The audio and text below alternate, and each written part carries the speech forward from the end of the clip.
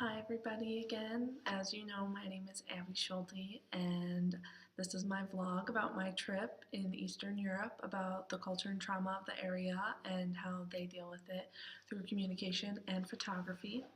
So since my last video, we've been busy as always in Lithuania. We have done a walking tour of both the big and small, or large and small Jewish ghettos.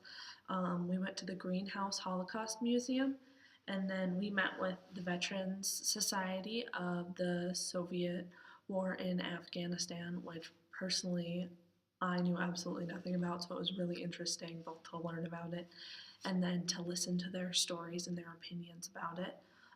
We also did a reading by Marianne Hirsch in research about post memory, which we have all had, especially my generation with 9/11, but we never really knew what it was called.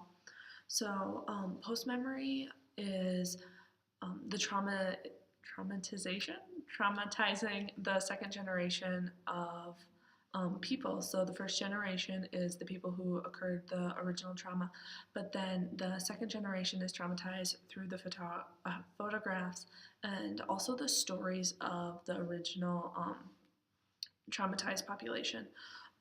And it just talked about how post memory is different because it may not, we never had the event happen to us, but the first generation often filters what the first generation learns about the traumatizing, because they don't want them to be as traumatized as they were, but also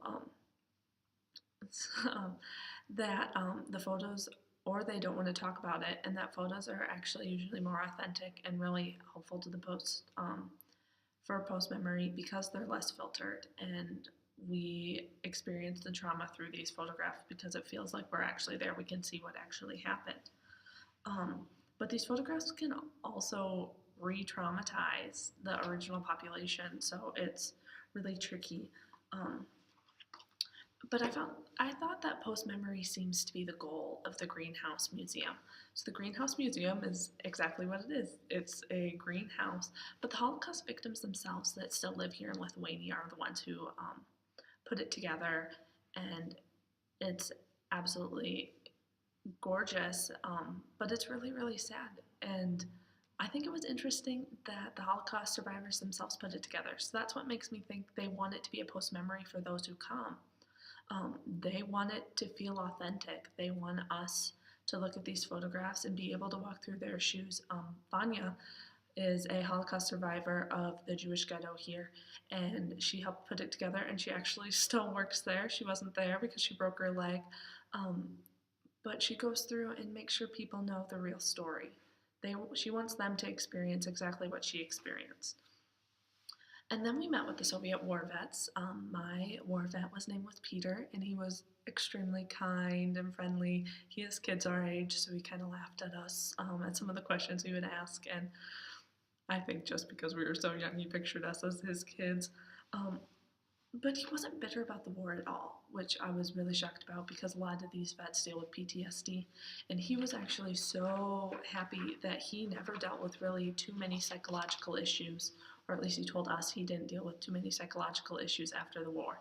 He said that he leaned on his family extremely heavily to get past those memories.